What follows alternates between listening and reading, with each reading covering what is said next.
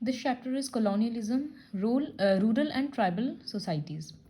colonialism मतलब हम लोग ऑलरेडी पढ़ चुके हैं कि फोर्सफुली किसी कोई कंट्री या कोई पावर जब दूसरे एरिया को या दूसरे कंट्री को कैप्चर कर लेता है।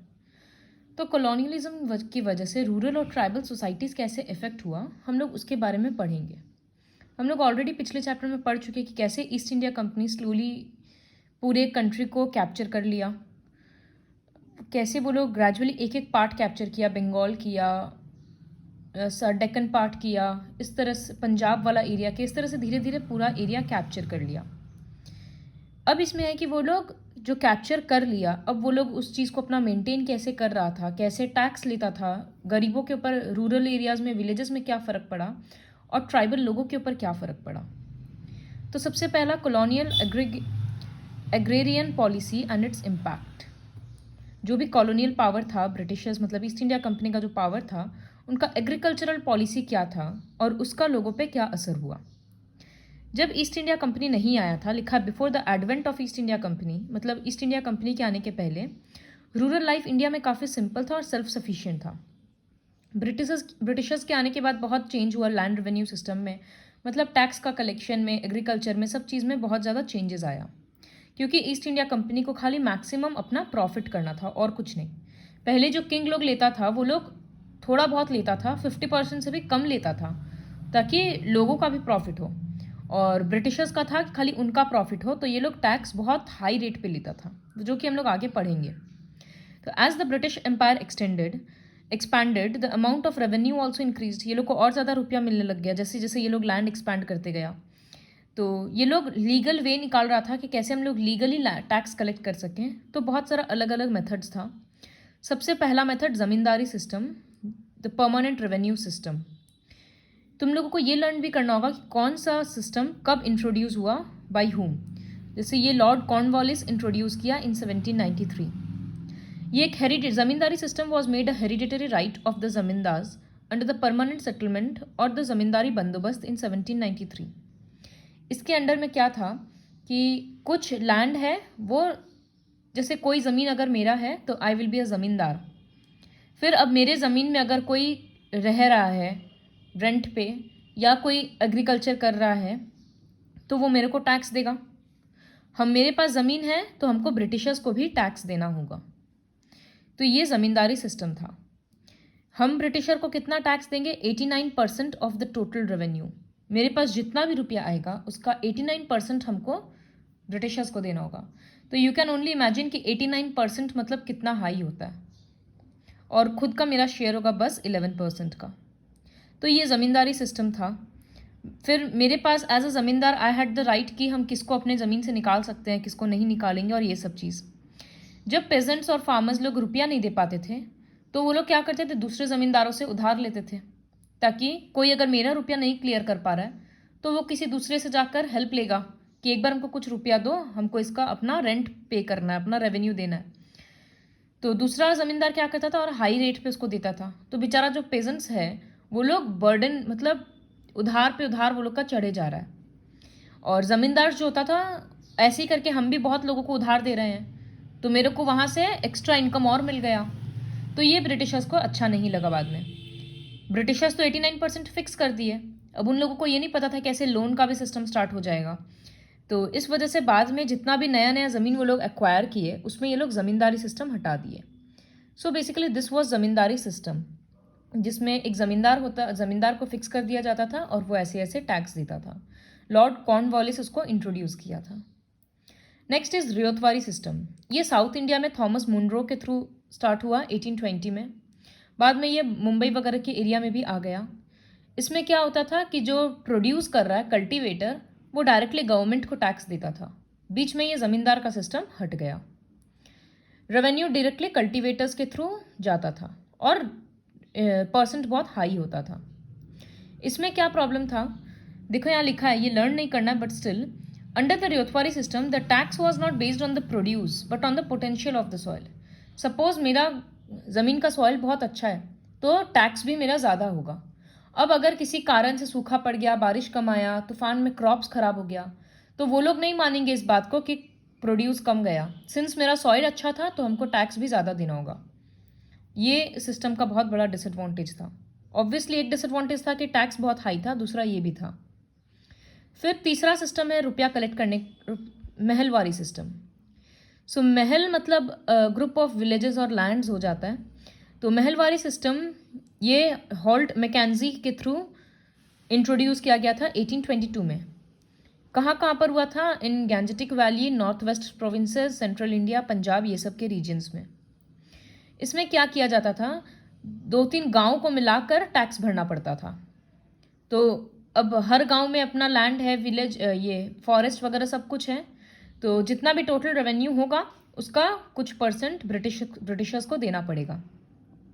तो अगर ऐसा है कि मेरा कोई विलेज है, प्रोड्यूस कम हो रहा है, तो फिर पास वाले गांव को ज़्यादा टैक्स भरना पड़ जाता था। तो ये भी थोड़ा प्रॉब्लमेटिक था। The Mahalwari system proved to be a curse for the peasants in the form of impoverishment, eviction from land and exploitation at the hands of money lenders. जो लोग रुपया उधार देते थे वो लोग और ही अत्याचार कर रहे हैं। तो ये भी बहुत प्रॉब्लमेटिक हुआ। 1830 और 1840 से ये सब से लोग बहुत ज़्यादा ये सब चीज़ में परेशान हो गए थे इन 10-15 साल में। तो 1857 में फर्स्ट वॉर ऑफ इंडिपेंडेंस हुआ। इंडिपेंडेंस के लिए इंडियंस पहली बार एक होकर लड़े थे इन 1857। उसके बारे में हम लोग नेक्स्ट चैप्टर में पढ़ेंगे। तो उसका एक रीज़न ये था कि फार्मर्स लोग अपने कंडीशन से बहुत परेशान हो चुके थे। तो ये 3 सिस्टम था रेवेन्यू कलेक्ट करने का। नेक्स्ट है ग्रोथ ऑफ कमर्शियल क्रॉप्स। हम लोग ऑलरेडी पढ़ चुके कि ब्रिटिशर्स को क्रॉप्स ऐसा चाहिए था जो वो लोग इजीली, जो जहाँ यूरोप में जिस क्रॉप का बहुत ज़्यादा डिमांड है, ताकि वो वहाँ पर इजीली वो लोग बेचें ज़्यादा दाम में अलग अलग जगह पे। तो जैसे फार्मर्स को ग्रो करने का मन रहता था राइस, वीट या जो क्रॉप खाया जाएगा, बट ब्रिटिशर्स उन लोग को फोर्स करते थे कमर्शियल क्रॉप के लिए, जो कमर्शियल यूज़ में आएगा। और वो लोग को कैश क्रॉप्स बेचने में ये करते थे, Indigo, cotton, opium, paper, T, sugar cane, ये सब चीज़, जिसको बेच के उन लोगों को कैश मिल रहा था। तो the Britishers wanted to smuggle and sell opium to China. Opium actually एक टाइप का ड्रग होता है। तो वो लोग चाहते थे कि हम लोग ये सब कल्टीवेट करके चाइना में बेचें। इसी तरह से इंडिगो, मतलब जो ब्लू कलर बनता है वो इंडिगो से बनता है। तो ये कपड़ा का इंडस्ट्री में बहुत काम आता है। तो ब्रिटेन का टेक्सटाइल इंडस्ट्री में बहुत यूज़फुल था। तो ब्रिटेन में बहुत डिमांड था। तो ईस्ट इंडिया कंपनी सोचा कि हम लोग ये चीज़ ग्रो करवाएंगे इन लोगों से और वहाँ पर हाई रेट में बेचेंगे। तो फोर्सफुली उन लोगों को ये सब चीज़ ग्रो करना पड़ता था।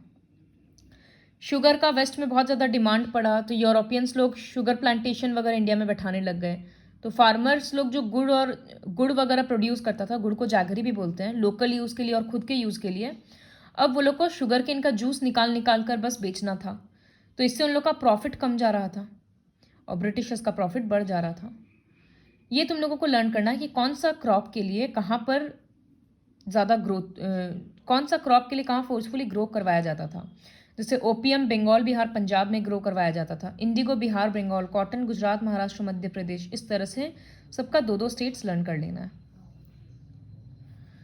Conditions of the farmers. Already suffering from natural calamities like flood, drought, and famine, Indian farmers were further overburdened with high taxes, repayment of loans, debts, and high rate of interest.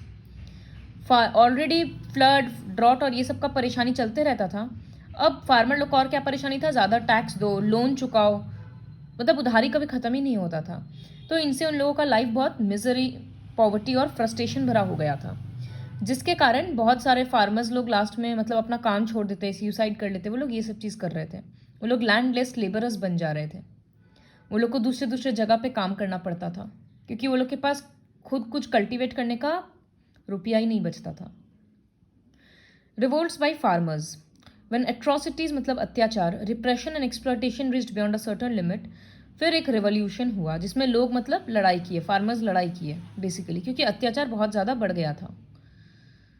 तो there was a long list of injustices meted out to the farmers at various times during the British rule. क्या क्या injustice था? Land revenue का system सही नहीं था, economically exploit किया जा रहा था स्पेशली रूरल पीपल को, long standing loans and indebtedness, कभी उधार खत्म ही नहीं हो रहा था, और eviction of peasants from land to become landless owners, landless labourers. उन लोग को ज़मीन से ही उनको अपना ज़मीन खाली करके देना पड़ता था अगर वो लोग टैक्स नहीं देंगे तो।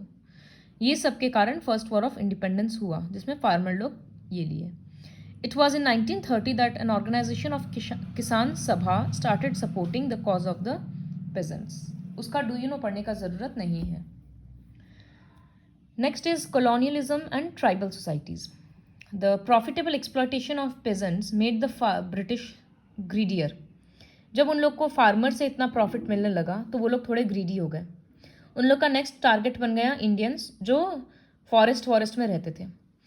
वो लोग फॉरेस्ट में रहने वाले इंडियन सेल्फ सफिशिएंट था, उनको जो भी चाहिए वो जंगल से मिल जा रहा था. ट्राइबल पीपल, अब ब्रिटिशर्स वहाँ इंटरफेयर करना स्टार्ट कर दिया.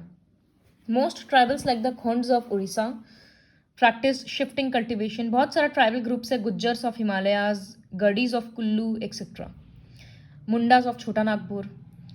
तो अब उन लोगों के लाइफ पे कैसे असर पड़ा ईस्ट इंडिया कंपनी का वो हम लोग पढ़ेंगे. तो हर ट्राइब का एक चीफ होता है, एक हेड होता है, सब चीज़ डिसीजन वही लेता है, सारा डिसीजन. लेकिन ब्रिटिश रूल के अंदर चीफ का सारा पावर चला गया. ब्रिटिशर्स बोल दिया कि वो लोग को शिफ्टिंग एग्रीकल्चर इलीगल है, नहीं चलेगा. वो लोग क्यों बोला? क्योंकि जब ट्राइब शिफ्ट कर जाता था तो वो लोग को प्रॉब्लम होता था ब्रिटिशर्स को हिसाब रखने में. तो but the tribals wanted to continue shifting agriculture, तो ब्रिटिशर्स फॉरेस्ट लॉ को चेंज कर दिया. मैक्सिमम फॉरेस्ट बोल दिया गया कि स्टेट का प्रॉपर्टी है और इसको बिना परमिशन के कोई यहाँ से कुछ ले नहीं सकता, कुछ कर नहीं सकता. This created a shortage of labourers. Many tribals तो अपना बहुत सारे लोगों को फिर वो जंगल ही छोड़कर जाना पड़ा, जिसकी वजह से पेड़ काटने वाले लोगों का कमी हो गया. और पेड़ काटना क्यों था? क्योंकि उन ब्रिटिशर्स को रेलवे का बोगी वगैरह और सब कुछ बनाना था. ड्यूरिंग 19th सेंचुरी जब फॉरेस्ट का डिमांड बहुत ज़्यादा बढ़ गया, फॉरेस्ट प्रोड्यूस का, the traders and the money lenders took advantage of the situation. वो लोग ट्राइबल्स के पास गए और कैश लोन दिए और they also asked them to work for wages. इससे ट्राइबल्स लोगों को और परेशानी हो गया क्योंकि वो लोग कम रुपया देता था. जिससे Santhals of Hazaribagh who Rudyard silk worm for the production of cocoons, वो लोग सिल्क वॉर्म रियर करता था ककून्स का प्रोड्यूस करने के लिए ताकि सिल्क मिले. When the demand for Indian silk increased, efforts were made to encourage silk production. तो middleman, the traders, their agents and many middleman approach the growers. They gave them cash loans and collected cocoons from them. जिससे वो लोग क्या करता था, 1000 cocoon का 3 रुपया दे रहा है और उसको 15 रुपया 20 रुपया करके बेच रहा है. तो ट्राइबल ग्रुप जो कि एक्चुअली मेहनत कर रहा है उसको तो कुछ मिल ही नहीं रहा है, बीच का जो एजेंट है वही तो सारा रुपया खा जा रहा है. तो ये सब चीज़ से उन लोगों को बहुत नुकसान हुआ. बहुत सारे लोग वही घर अपना जंगल छोड़ दिए, ये सब छोड़ के इधर उधर चले गए, बहुत प्रॉब्लम हुआ. यहाँ पर ये चीज़ लिखा है. तो ट्राइबल पीपल भी रिवोल्ट करने लग गए. The commercialisation of agriculture and exploitation of forest wealth made many tribals homeless and jobless. तो जैसे the revolt by the Khasis who lived in the Khasi village और Khasi hills of north west Assam took place in 1829. ये सब था कि the construction of road through their land united many Khasi chiefs against the English under the leadership of Bar Manik and Tirut Singh. सारा rebellion of course suppress कर दिया, Britishers दबा दिया, लेकिन फिर भी रिवोल्ट हुआ था. तो तुम लोगों को ये लर्न करना होगा कि कौन सा रिवोल्ट किस एरिया में हुआ और किसके अंडर हुआ. ये जैसे कुछ कुछ ट्राइबल्स का एरिया जैसे दिया हुआ है. फिर the cookies of hilly region of Manipur, ये लोग ब्रिटिशर्स का टेरिटरी को अटैक करता था, लेकिन 1850 में ये लोग भी हार गया. खोंड्स ऑफ खोंडमल्स उड़ीसा का, सब कुछ ना, जैसे Santhals found themselves quite helpless against the ruthless exploitation, but ये लोग भी रिवोल्ट किया. मुंडाज ऑफ छोटा नागपुर, ये लोग भी joined the Kolarian tribe of the same region, वो लोग भी ब्रिटिशर्स के अगेंस्ट लड़ाई किया लेकिन दब गया. हिंदी में बिरसा मुंडा के बारे में पढ़ा हुआ है, तो वही है कि इन लोगों का हेड था Birsa Munda. As the Birsa movement spread, the popularity of Birsa Munda also increased. He told his people that the land policies of the British were destroying their traditional land system. Birsa को 2 साल के लिए जेल हुआ. जब वो बाहर आया तो वो वापस से अटैक वगैरह करने लग गया. He raise the white flag as a symbol of Birsa Raj, but Birsa Munda का डेथ के बाद वो मूवमेंट भी खत्म हो गया. तो इफेक्ट्स ऑफ ये ट्राइब कॉलोनियलिज्म का इफेक्ट अभी तक हम लोग एग्रीकल्चर पे पढ़ चुके हैं और अभी तक हम लोग ट्राइबल पीपल पे पढ़ चुके हैं. अब है effect of colonialism on crafts and industries. With more and more parts of urban and rural India coming under the rule of east India company, the exploitative character of the British was exposed. अब लोगों को सबको ही समझ में आना था British का M क्या है। जो भी हैंडीक्राफ्ट का बिजनेस था, कैलिको, म्यूस्लिन, वुल्क, सिल्क, सब चीज़ में मतलब प्रॉब्लम हो रहा था। मेटल का वर्क्स वगैरह सब कुछ काफ़ी डिमांड में था यूरोप में। In the 17th century trade with European nations was in favour of India, क्योंकि हम लोग बहुत सारा चीज़ इंडिया का बाहर भेज रहे थे। बट कंपनी का पॉलिसी बाद में ऐसा हो गया कि जैसे मुगल्स के टाइम पे भी हम लोग यूरोपियन से ट्रेड करते थे, वो प्रॉफिटेबल होता था। बट ईस्ट इंडिया कंपनी के आने के बाद से सारा ये खराब हो गया, क्योंकि वो लोग सिर्फ अपना प्रॉफिट रख रहे थे। To safeguard the British cotton industry, Indian silk and cotton textiles were destroyed. Britishers का कॉटन इंडस्ट्री ज़्यादा चले, इसलिए वो लोग दूसरा कपड़ा का मटेरियल ख़त्म कर दे रहे थे। जैसे इंडियन सिल्क, इंडियन का कॉटन, ये सब चीज़ पे वो लोग इतना टैक्स लगा देते थे कि वो लोग बाहर बेचना पॉसिबल ही नहीं रहता था। वो लोग खाली चाहते थे कि ब्रिटिशर्स का बनाया हुआ मशीन का सामान ही सब लोग पहने और ख़रीदें। तो ये बहुत ज़्यादा प्रॉब्लमेटिक हुआ। इंडस्ट्रियल रिवोल्यूशन जो ब्रिटेन और अदर यूरोपियन कंट्रीज़ में स्टार्ट हुआ, उसके वजह से इंडिया डी इंडस्ट्रियलाइज हो गया। अभी तक जो इंडिया का इंडस्ट्रीज चल रहा था वो अब चलना बंद हो गया, क्योंकि यूरोपियन कंट्रीज़ में बहुत अच्छा मशीन और कम रेट में सामान बनने लग गया। तो इंडिया का जो हैंडीक्राफ्ट्स था और यहाँ के जो क्राफ्ट्समैन थे, उन लोगों का काम खत्म हो गया। Modern industries in India, the impact of our national movement for freedom and international developments opened the gates of modern industries in India. जैसे tea plantation Assam, Bengal, south India में ये सब में काफ़ी चला। मार्केट, जबकि सबसे बड़ा मार्केट खरीदने वाला इंग्लैंड था, क्योंकि इंग्लैंड में लोग चाय बहुत ज़्यादा पीते हैं। इस तरह से काफ़ी दूसरा हम लोगों के लिए ऑप्शंस एक्सप्लोर हुआ। Industries like cotton, jute, iron, steel developed at a fast rate. ये सब इंडिपेंडेंस के बाद का है। For example with expansion of railways, नहीं एक्चुअली सिर्फ इंडिपेंडेंस के बाद का नहीं है, उसी पीरियड का है।